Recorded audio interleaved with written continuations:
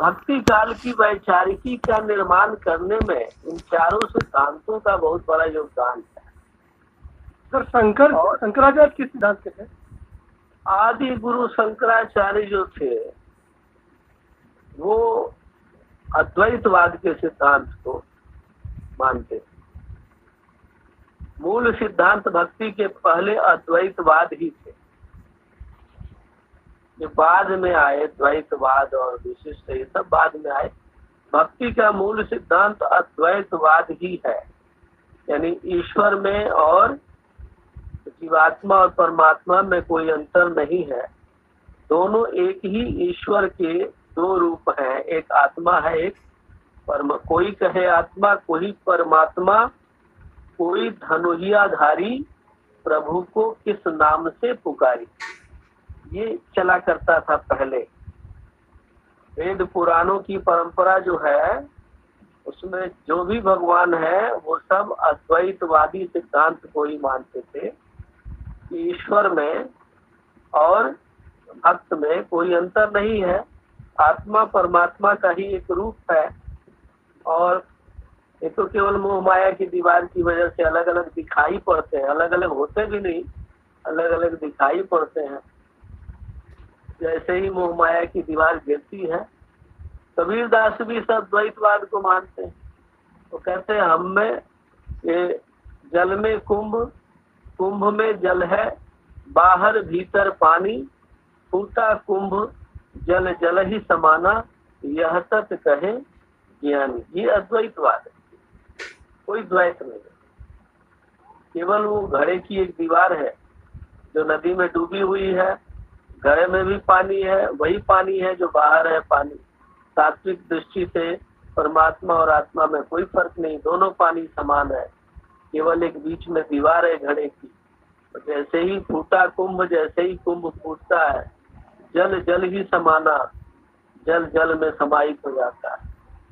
और इसको सबने माना कि भाई जो कहते क्षितिजल पावक गगन समीरा, पंच तत्व मिली बना शरीरा, तो भी हम वही बात कह रहे होते हैं कि प्रकृति के ये पांच तत्वों को लेकर जीवात्मा का निर्माण हुआ है और मृत्यु के पश्चात ये पांच तत्व फिर उसी में जाके विलीन हो जाने हैं। इसलिए तात्विक दृष्टि से प्रकृति में और जीवात्मा में या इस परमात्मा में और जीवात्मा में कोई अंतर नहीं है। तो वहां भी अद्वैतवाद का ये सिद्धांत स्थापित होता है। तो इस तरह से मूल भावना अद्वैतवाद है, जो अपने अपने भक्ति की लोगों ने इसको किसी ने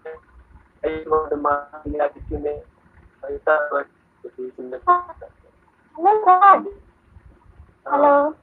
हाँ जी। ये कबीर जी की तो ये भी एक दुआ है, जो कंकड़ पत्थर जो मस्जिद लिए बनाई, ता चढ़े मुल्ला बाग दिए का बहरा हुआ खुदा, ये भी तो द्वैत में ही ना आएगा सर?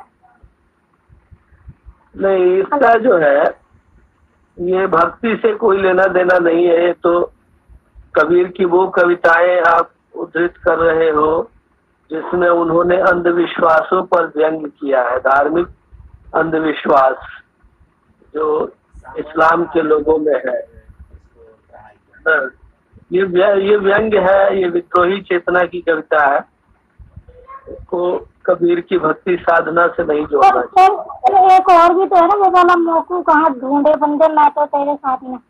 हाँ, तो मोको कहाँ ढूंढे बंदे मैं तो तेरे पास में, ना मैं देवल ना मैं मस्जिद ना काबा कैलाश में, ना तो कोनो क्रियाक्रम में ना ही योग वैराग में, है ना। और फिर वो कहते हैं कि खोजी होए तो तुरंते मिली है पल भर की तलाश में, और कहे कबीर सुनो भाई साधु सब सांसों की सांस में। तो वो ये कह रहे हैं कि मुझे तीर्थों में मत ढूंढो, इधर उधर मत ढूंढो, मैं तो तुम्हारे पास में यानी तुम्हारे हृदय में ही विद्यमान हूँ। यानी परमात्मा आत्मा में ही निवास करता है। बात वही कह रहे, अद्वैतवाद है कि परमात्मा आत्मा में ही निवास करता है, लेकिन चूंकि आत्मा के अंदर, मनुष्य की आत्मा के अंदर बहुत सारी बहुत सारे मनोविकार पड़े हुए हैं, अविद्या है, माया है, मोह है, भ्रम है, मत्सर है, मद है, ये सारे पड़े हुए हैं, जिसकी वजह से ईश्वर जो है उसको दिखाई नहीं पड़ता और इस वजह से वो ईश्वर से अपने आप को अलग महसूस करता है, वरना ईश्वर तो उसकी आत्मा में ही निवास कर रहा होता है। तो ये भी, और सभी सांसों, सबकी सांसों में ईश्वर बसा हुआ है, सबकी सांसों को वही चला भी रहा है, सब सांसों की सांस में। तो ये भी अद्वैतवादी है। कहने का मतलब ये हुआ कि धर्म भक्ति का मूल सिद्धांत अद्वैतवाद ही था, जिसे आगे के कवियों ने अपने अपने काव्य की जरूरतों के हिसाब से थोड़ा बहुत हेर फेर के साथ, किसी ने द्वैतवाद कर लिया, किसी ने अद्वैतवाद को ले लिया, किसी ने द्वैताद्वैत बना लिया और किसी ने विशिष्ट अद्वैत बना लिया। बस इतना ही फर्क है, मूल सिद्धांत अद्वैतवाद क्या ही है। इतनी बात समझ में आई आपको? Hello sir. हेलो सर, इतनी बात समझ में आई? ठीक है सर। जैसे ये भक्ति की वैचारिकी का निर्माण है और इसका स्रोत जो है हमारे वेदों में, पुराणों में और आदि गुरु शंकराचार्य के सिद्धांतों में, इन सब में मिल जाता है। और जो लोक जीवन में जो भक्ति की धारा राम कथा, रामलीला के रूप में, कृष्ण लीला के रूप में, नृसिंह अवतार की कथा के रूप में, या भक्त प्रहलाद की कथा के रूप में, या ध्रुवोपाख्यान की कथा के रूप में, ये जो लोक कथाओं में या लोक जीवन में जो था, उस रूप में भक्ति की धारा कभी सूखी नहीं, ऐसा हजारी प्रसाद द्विवेदी जी मानते हैं कि भक्ति की धारा अनवरत रूप से चलती रही। साहित्य में वो आदि काल में दिखाई नहीं पड़ती उस रूप में, वरना भक्ति की धारा भारतीय जीवन की एक मुख्य विशेषता रही है और वो चलती रही थी वास्तव में, ऐसा द्विवेदी जी का मानना है। और उन्होंने रामचंद्र शुक्ल के विचार का खंडन किया कि नैराश्यपूर्ण वातावरण में कोई विकल्प नहीं बचा था भगवान के शरण में जाने की, तो इसलिए लोग भगवान की शरण में गए। उन्होंने कहा ऐसा नहीं है, हमारे देश में तो भक्ति की धारा अविच्छिन्न रूप से चलती रही है, हमेशा चलती रही है। ये बात सही है कि इस्लाम के जो आक्रांता थे, उन लोगों की वजह से भक्ति की धारा और ज्यादा प्रबल रूप में प्रकट हुई, उसकी प्रतिक्रिया में प्रकट हुई। ये बात सही है। अगर इस्लाम का आगमन न होता तो शायद भक्ति काल जैसा काल हिंदी साहित्य में दिखाई न पड़ता और इतना उत्कृष्ट साहित्य भी नहीं होता। ये कहीं न कहीं भक्तगण जो है उनकी एक अपनी तैयारी थी, इसीलिए कहा गया कि ये एक अखिल भारतीय आंदोलन है। भक्ति काव्य अपने आप में एक अखिल भारतीय आंदोलन है जो आप पूरे देश में देखेंगे। जम्मू कश्मीर में आप शैव दर्शन की परंपरा और शिव की भक्ति की परंपरा देखेंगे, और उसी तरह से आप दक्षिण भारत में आंडाल नाम की महिला भक्ति कर रही थी, बाद में ललत्यद नाम की एक कवयित्री हुई जो कबीर की शैली में कविता करने लगी, खड़ी बोली हिंदी में, बहुत बाद में आई। और इसी तरह से आप देखेंगे संत तुकाराम महाराष्ट्र में, गुरु नानक पंजाब में, रैदास जी, और इसी तरह से महाप्रभु चैतन्य बंगाल में, और उत्तर भारत में तो कितने संत हुए उसकी गिनती ही नहीं है, कितने संत कवि हुए हैं उसकी गिनती ही नहीं है, उत्तर भारत में इतने हुए हैं।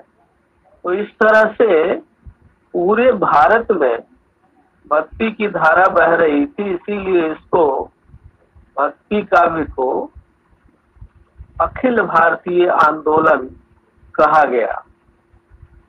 ये अखिल भारतीय आंदोलन था, और यह आंदोलन किस लिए था? यह आंदोलन था इस्लाम के प्रतिपक्ष में अपने हिंदू धर्म और हिंदू संस्कृति की रक्षा का एक भव्य आयोजन था यह, जो इन कवियों ने उस आयोजन को खड़ा किया, इसीलिए यह आंदोलन था। तो यही कारण है। और देखिए आप भक्ति काल के साहित्य को और छायावाद के साहित्य को इसीलिए महान माना जाता है कि दोनों साहित्य के पीछे एक वैचारिक आंदोलन खड़ा था। इसीलिए महान जिस काव्य या साहित्य के पीछे एक वैचारिक आंदोलन खड़ा हो जाए देश में, तो उस काव्य को जीवन मिल जाता है, वहां से रस मिलता है, वो महान काव्य बन जाता है। भक्ति काल के साथ भी वही हुआ और छायावाद के समय स्वतंत्रता आंदोलन चल रहा था। तो ये अखिल भारतीय आंदोलन था।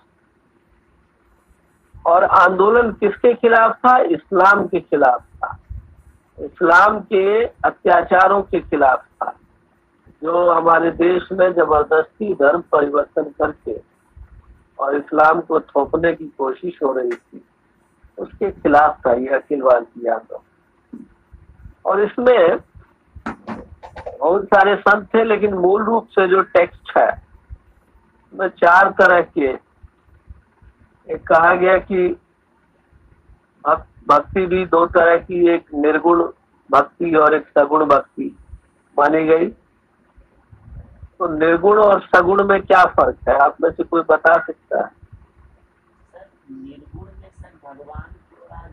गुण में जिसमें किसी जिसे हम मानते हैं उसका हमने कोई आकार नहीं माना हुआ, आकार रहित है। सगुण में हम उसे एक शरीर रूप में मानते हैं कि वो एक राम के रूप में है, कृष्ण के रूप में। Hello sir. हाँ बताइए। हेलो।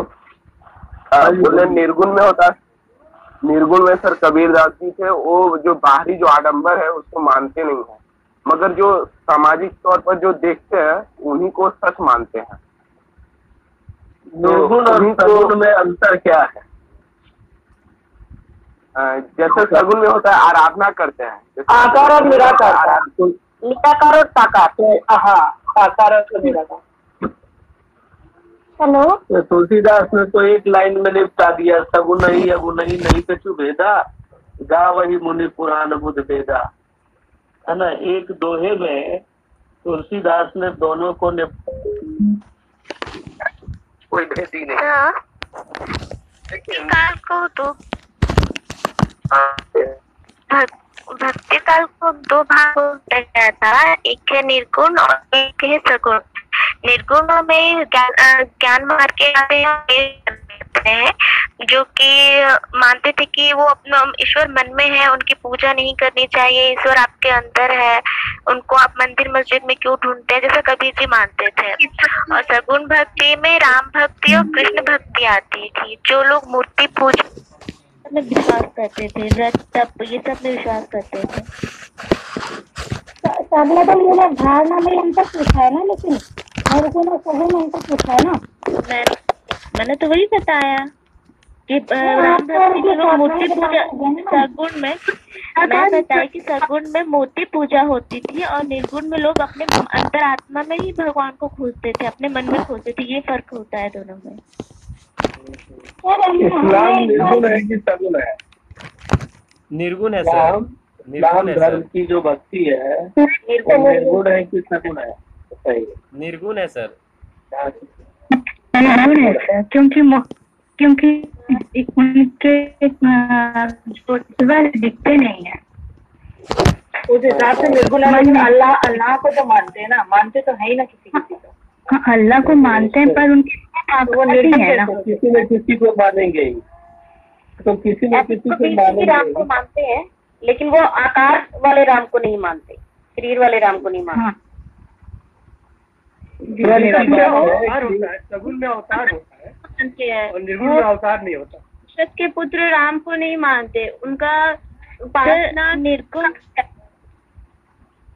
सर निर्गुण कालिक विशेषता ये रहती कि निर्गुण काम में राम की कल्पना की जाती थी। एक ईश्वरवाद पे ज्यादा जोर दिया गया था। वो मानते थे कि ईश्वर एक है और उनके रूप अनेक हैं। गुरु की प्रति श्रद्धा का मतलब उनके मन में ये होता था, गुरु के प्रति श्रद्धा रहना चाहिए, सत्संगति और हृदय से शुद्धि होनी चाहिए। भाव का विरोध होता है। जात पात में जैसे कि भेदभाव वो सब वो लोग नहीं मानते थे। व्यक्तिगत साधना पर ज्यादा जोर दिया गया था, जैसे कि ईश्वर हर घट घट में व्याप्त है तथा हर इंसान के अंदर माना जाता है। उनका एक दोहा भी था, माला फेरत जग फिरा, फिरा न मन का फेर, कर का मन का डार के मन का फेर। इसमें कहा जाता है कि मन से ईश्वर की आराधना कीजिए। माला फेरने से भी इंसान के मन की शुद्धि नहीं होती है। योग से ही ईश्वर की जप करना चाहिए। ठीक है। तो हम समझते हैं कि ये आडंबर पे बोल रहे हैं कि वो किस तरह से भगवान की आराधना की। निर्गुण जो है, निर्गुण और सगुण में दोनों में गुण शब्द है। ठीक है। सर मैं एक बात पूछना चाहती हूँ। हेलो सर, एक बार हम किसी सर की क्लास ले रहे थे, याद नहीं हम, लेकिन उन्होंने बताया था कि जो प्रवृत्तियों से मुक्त होते हैं, जो मनुष्य की स्वाभाविक प्रत्यय, लोभ मोह है ना, काम क्रोध, ये मोह वासना, इन सबसे मुक्त होते हैं, वो सगुण भक्ति, वो निर्गुण भक्ति धारा में आते हैं।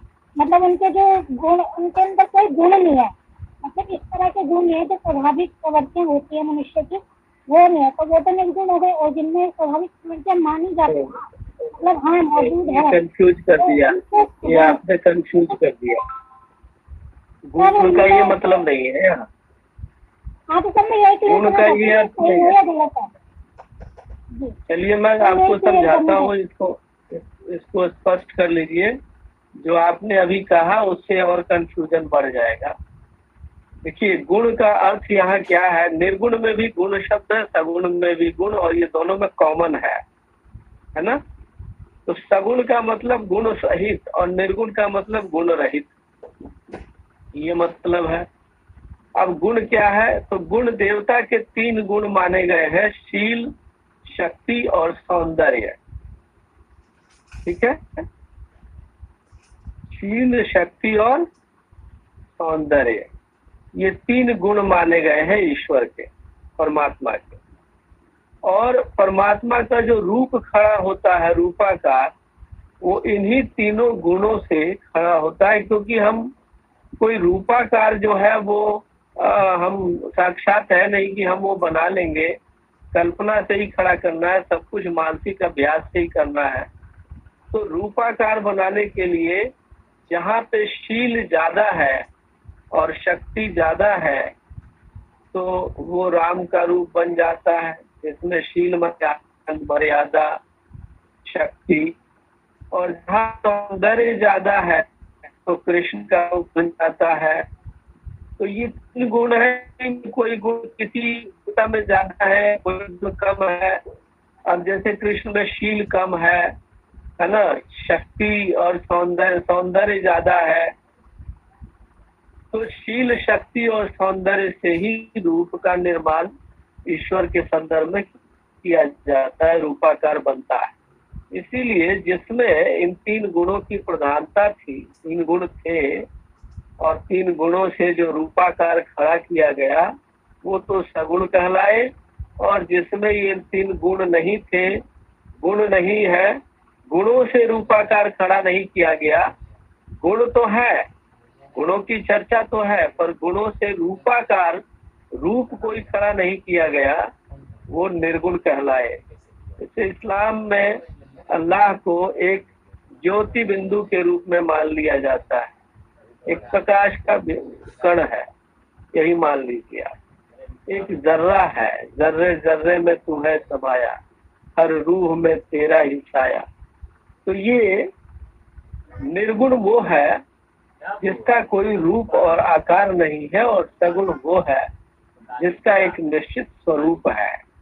इसीलिए सगुण में आप देखेंगे कि 2 लोक नायकों को, कृष्ण और राम को लिया गया, और सगुण में एक शाखा बनी कृष्ण मार्गी शाखा, और एक बनी राम मार्गी शाखा, जिसे रामाश्रयी शाखा और कृष्णाश्रयी शाखा भी कहा गया।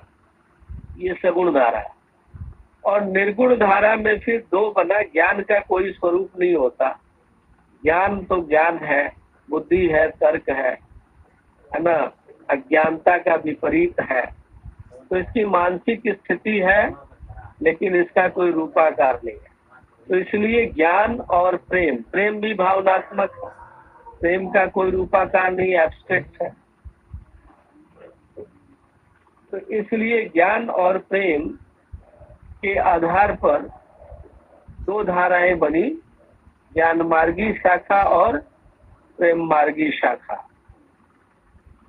तो राम मार्गी शाखा के प्रमुख कवि हुए तुलसीदास, गोस्वामी तुलसीदास, और प्रेम मार्गी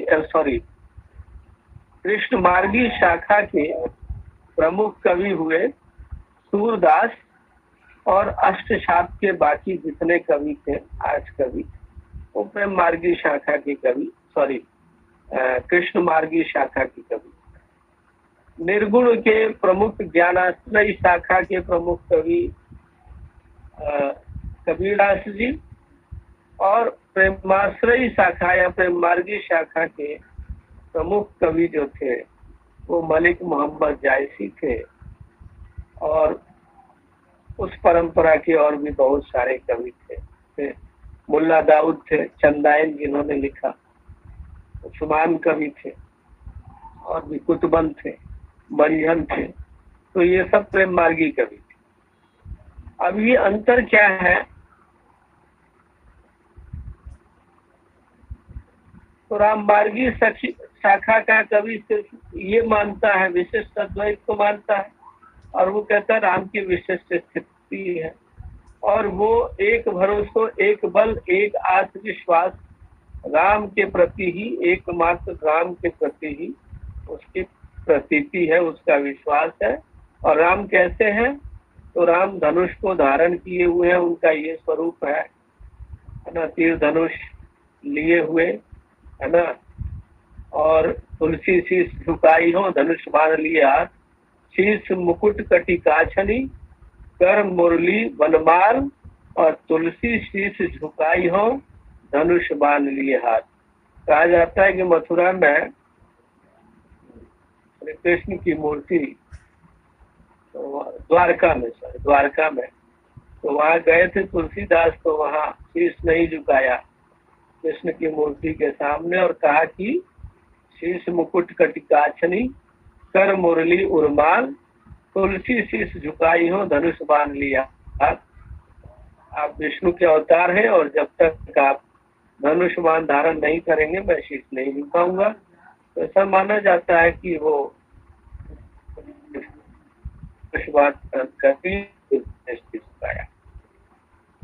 रूप है, अवतार बल मिला, अवतार। अब देखेंगे ज्ञान मार्गी शाखा के कवि, प्रेम मार्गी शाखा के कवि अवतारवाद में विश्वास नहीं है। तो अवतार जैसे कहते हैं वैसे ही एक रूप की बात आप कर, नरसिंह अवतार तो नरसिंह के रूप में अवतार, राम अवतार तो राम के रूप में अवतार, कृष्ण अवतार तो कृष्ण के रूप में अवतार। तो पूरे अवतारवाद को ये निर्गुण ब्रह्म को मानने वाले जो कवि हैं, जो संत हैं, वो नहीं मानते, और जो सगुण वाले हैं वो अवतारवाद को मानते हैं। तो मानना ही पड़ेगा उनको, एक रूप आकार की आराधना करनी है तो अवतारवाद को मानते हैं। ये फर्क है। अब हम एक एक करके चारों कवियों का विश्लेषण करेंगे। उसमें सबसे पहले हम आते हैं गोस्वामी तुलसीदास पर। गोस्वामी तुलसीदास जी जो है, ये इनके पिता का नाम था आत्माराम दुबे और माता का नाम था तुलसी। जिक्र आता है कि गोद लिए हुलसी फिरे, तुलसी सो सुत होए। और तुलसीदास जी का जो जन्म हुआ वो अभुक्त मूल नक्षत्र में हुआ, जो बड़ा अशुभ होता है। उस बच्चे को माता पिता देख ले तो माता पिता जीवित नहीं बचेंगे।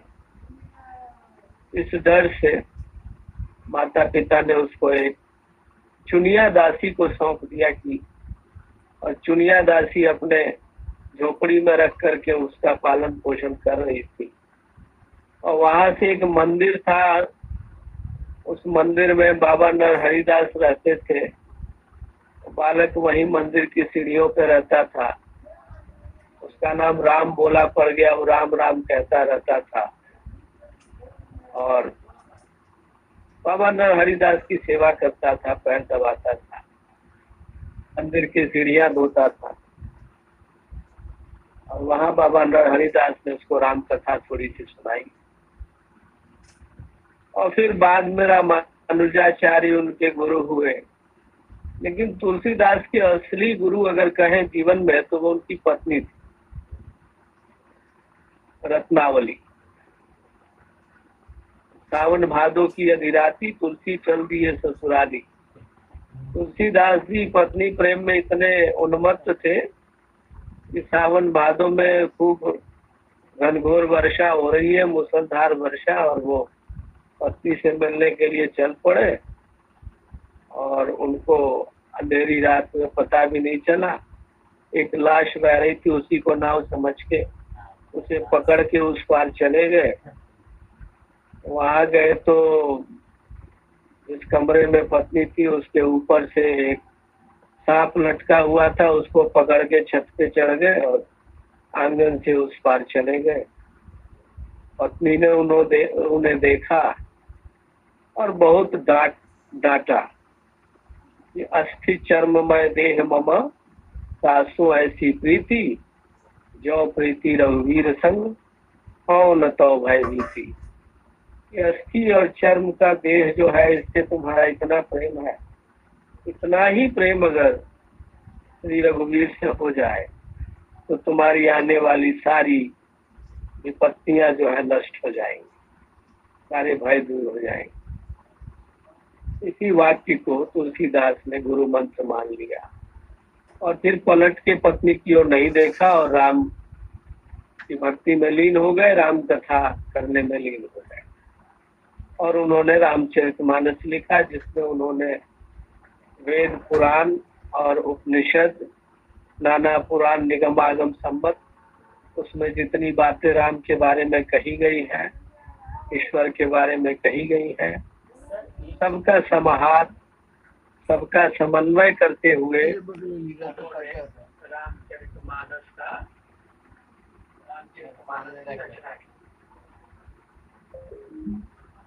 एक प्रचलित कथा थी, वाल्मीकि रामायण में पहले थी और लिखे गए उस को राम कथा किया।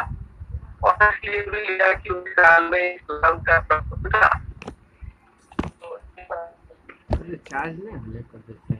हिंदू धर्मावलंबियों को तरह तरह से तंग करते थे, मानने वाले आक्रांता।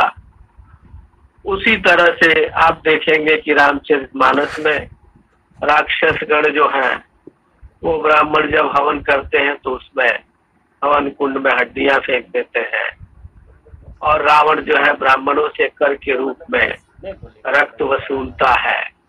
तो ये सब इस्लाम के द्वारा, जो मुगलों के द्वारा जो अत्याचार हो रहा था, ठीक उसी तरह का अत्याचार करते हुए रावण के द्वारा दिखाया गया है।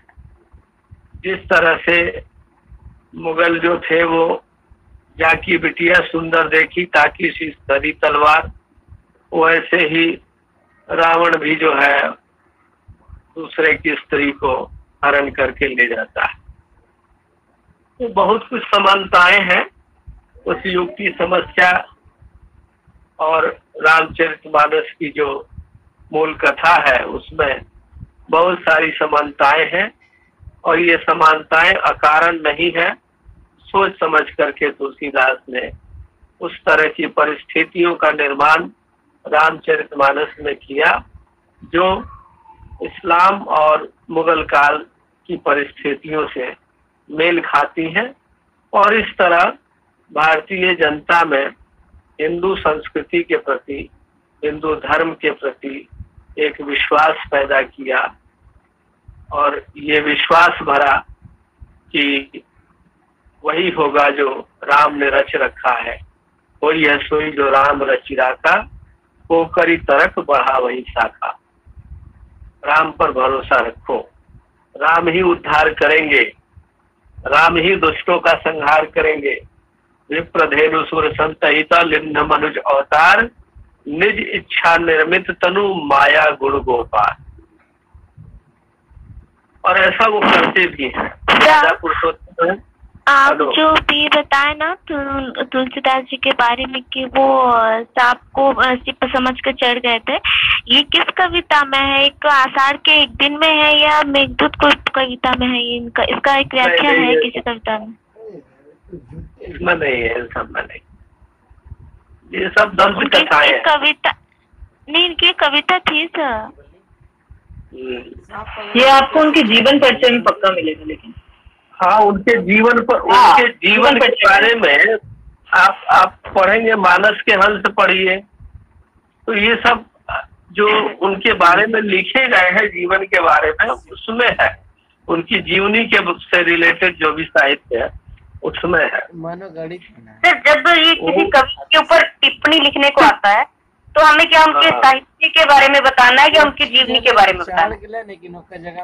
नहीं, देखिए, जीवनी के बारे में सिर्फ वही बताना है जो प्रामाणिक है।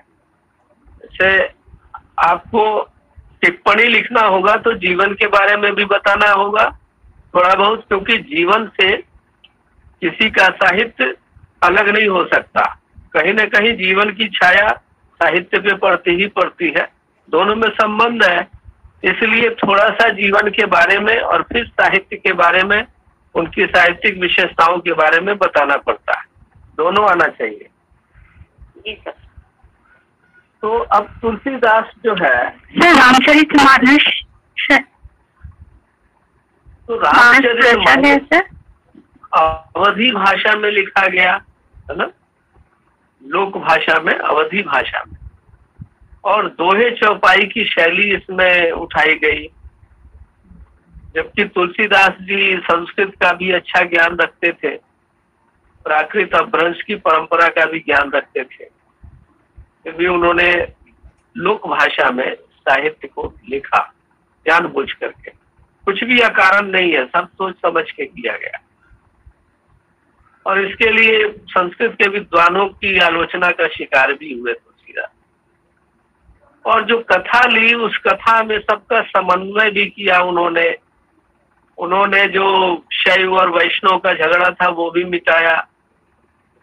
शिवद्रोही मदास कहा, सोनर सपने मोहित आपा, ये राम जी शिव की शिवलिंग की स्थापना करके पूजा करते समुद्र के किनारे। तो शैव और वैष्णव का झगड़ा उन्होंने मिटाया वहां पर। इसी तरह से सगुण और निर्गुण आपस में लड़ते रहते थे, तो सगुण ही अगुण ही नहीं कछु भेदा, गाव ही मुनि पुराण बुध भेदा, ये भी भेद मिटा दिया उन्होंने उसमें। तो सगुण और निर्गुण का भी भेद उन्होंने मिटाया।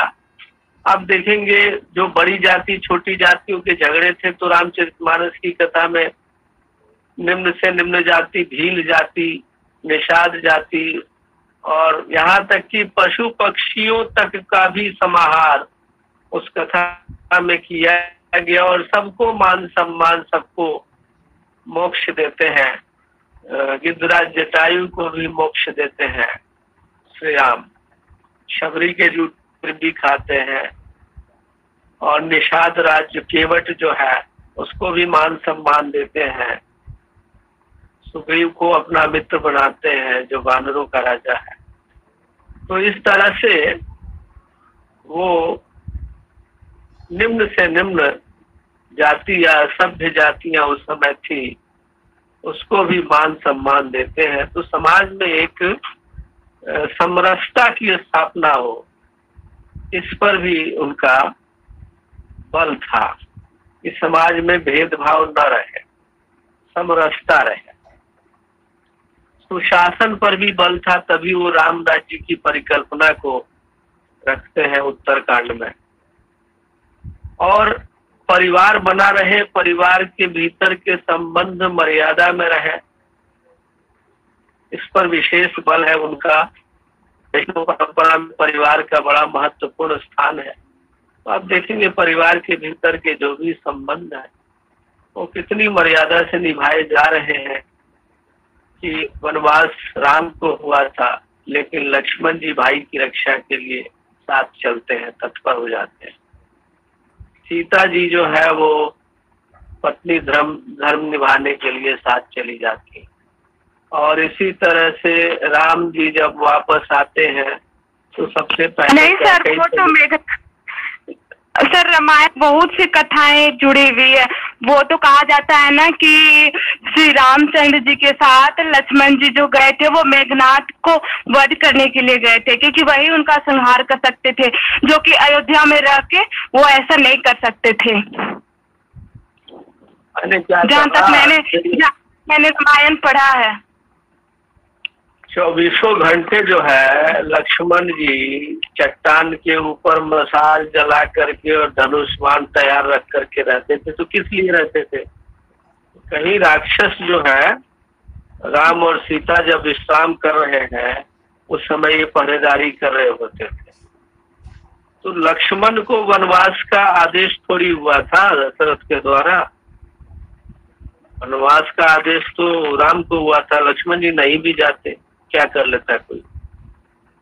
आप इस तरह से सोच के देख, लेकिन वो गए।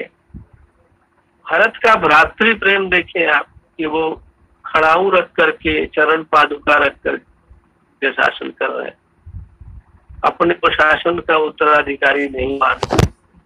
उनका भाई भाई का प्रेम देख लीजिए, देवर भाभी का मर्यादित प्रेम देखिए कि जब वो आभूषण मिलते हैं रास्ते में और राम पूछते हैं कि भैया मैं तो बेसुध सा हूँ, तुम बताओ कि ये सीता के किस अंग के आभूषण हैं। तो लक्ष्मण जी कहते हैं कि मुझे माता के चरणों से ऊपर कभी दृष्टि ही नहीं। तो ये जो भाई भाभी और देवर का जो मर्यादित संबंध है, उस संबंध की मर्यादा देखिए। सीता की मर्यादा देखिए, सास और बहू की चारु चरण नक लेखती धरनी नुपुर मुखर मधुर कवि वर्णी। और फिर वो कहती है कि जिया बिनु देह नदी बिनु बारी तैसी अनाथ पुरुष बिनु नारी। ये मैंने कहीं पढ़ा हुआ है, पर ये डायरेक्ट नहीं कहती कि मैं राम के साथ बन जाना चाहती, है ना। तो ये सीता की मर्यादा, बहू की मर्यादा सास के सामने। तो संबंधों की मर्यादा का अगर कहीं पाठ पढ़ना हो तो रामचरितमानस से बेहतर पाठ संबंधों की मर्यादा का मिलेगा। जब बारी ने कहा कि मैं मेरी गुण कौन नातम की मारा, राम ने क्या कहा कि अनुज वधु भगिनी सुत नारी। अनुज की छोटे भाई की पत्नी और भगिनी भांजी, और सुत नारी, सुत की पत्नी मतलब बहू पतोहू, और सुनुसठ कन्या समयचारी, और कन्या यानी बेटी, सब एक समान होती हैं। और तिन्हई को दृष्टि विलोक जो सासु बधे कछु पाप न हो। इन पर कोई बुरी नजर डालता है उसका वध करने में कोई पाप नहीं है, ये शास्त्र सम्मत है। तो ये कितना ही मर्यादा का पाठ तुलसीदास जी पढ़ा जाते हैं। और संबंधों की मर्यादा का इससे सुंदर पाठ कहीं नहीं मिलेगा, किसी साहित्य में नहीं मिलेगा। इसीलिए कहा गया, जब पाश्चात्य साहित्यालोचक भी जब सबलिमेशन या उदात्त तत्वों के आधार पर जब समीक्षा करते हैं, फादर कामिल बुल्के जैसे विद्वान जब इसकी समीक्षा करते हैं तो वो भी कहते हैं कि उदात्त तत्व जो है, औदात्य, रामचरितमानस से ज्यादा किसी काव्य में नहीं मिलता। और ग्रियर्सन कहता है कि गंगा की घाटी में जितना रामचरितमानस का प्रचार है उतना तो यूरोप में बाइबल का भी नहीं है। तो ये रामचरितमानस की शक्ति का परिचय देता है कि उसमें, उस काव्य में कितनी शक्ति थी, कितनी शक्ति है कि वो तमाम हिंदुओं को, हिंदू संस्कृति में जो लोग जी रहे हैं उन सबको भरोसा देता है, आश देता है, विश्वास देता है, उनके आत्मबल को बढ़ाता है। यह कार्य तुलसीदास ने बखूबी किया। और काव्यत्व की दृष्टि से भी अगर देखें तो रामचरितमानस में जो काव्यत्व जिस ऊंचाई पर है, जिस उत्कृष्टता को पहुंचा हुआ है, वो काव्यत्व भी आपको कहीं नहीं मिलेगा। अवधी भाषा का उतना निखरा हुआ प्रयोग भी कहीं नहीं मिलेगा। तो हर दृष्टि से रामचरितमानस, हाँ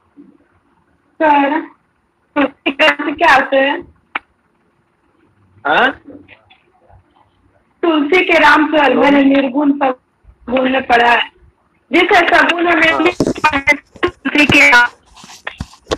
प्रश्न आता है तुलसी के राम और कबीर के राम में क्या अंतर है, ये पूछना चाहते हो?